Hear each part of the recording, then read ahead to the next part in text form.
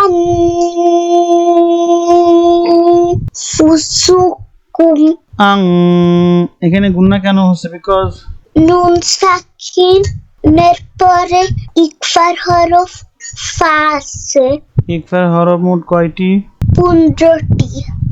শোনাও তো। তা, সা, জিম, দাল, জাল, জা, সিন, শিন, সদ, দত, ত, জ, ফা, কফ, কাপ। কখন গুণনা করে পড়তে হবে? নুন সাকিন অথবা তানবিনের পরে ইকফার হরফ থাকে, সেখানে নাকের ভিতরে নিয়ে গুণনা করে পড়িতে হয়। ওকে, নেক্সট পড়ো। ফা আনজারতুকুম। আং, এখানে গুণনা কেন হলো? নুন সাকিনের পরে ইকফার হরফ জাল আছে। নেক্সট। খয়রান কাসীরা।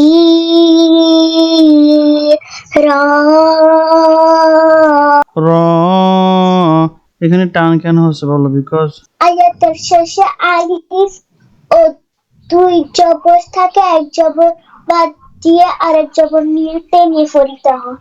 এখানে কয় লিপ টান দিয়ে পড়তে হবে? এক আলিফ এটার নাম কি? মধ্যে ইবদাল। রং, এখানে গুণনা কেন হচ্ছে? বিকজ তানবিনের পরে ইকফার হরফ কাপ আছে। ওকে, নিচে পড়ো। না রং তা লাজ্জা।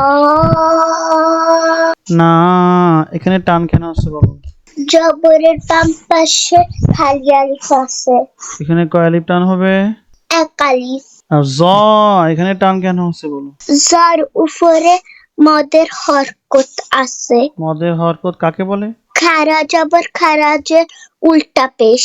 আর মদের হরকত কয় লিপ টেনে পড়তে হয়? এক আলিফ। ওকে, নেক্সট। কওলান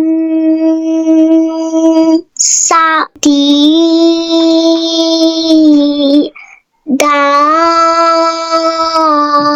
দি, এখানে টেনে পড়তে হচ্ছে কেন বলো? জেরের বাম পাশে যজমালা গিয়া আছে। আচ্ছা বলো, দি এখানে কয় লিপ টান হবে? এক আলিফ। যদি লাস্ট হরফে এখানে আলিফ না থাকতো তাহলে কিন্তু এখানে 3 আলিফ টান হয়ে যেত, তখন পড়তে হতো সাদিদ। সো লাস্ট হরফে তো এক আলিফ টান আছে, এই জন্য এখানেও এক আলিফ টান হবে। ভেরি গুড, নেক্সট পড়ো। আইন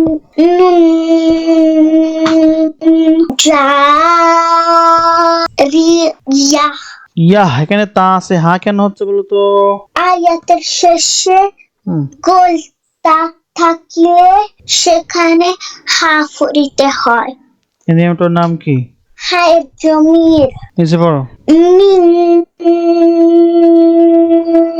শাররিল ওয়াসওয়াস। ওয়াস, এখানে কয় আলিফ টান হবে? 3 আলিফ। কেন? লাস্ট হরফের আগের যদি মদের হরফ ও মদের হরকত থাকে, সেখানে 3 আলিফ নিয়ে টেনে পড়িতে হয়। এখানে কি মদের হরকত আছে না মদের হরফ, কোনটা আছে? মদের হরফ।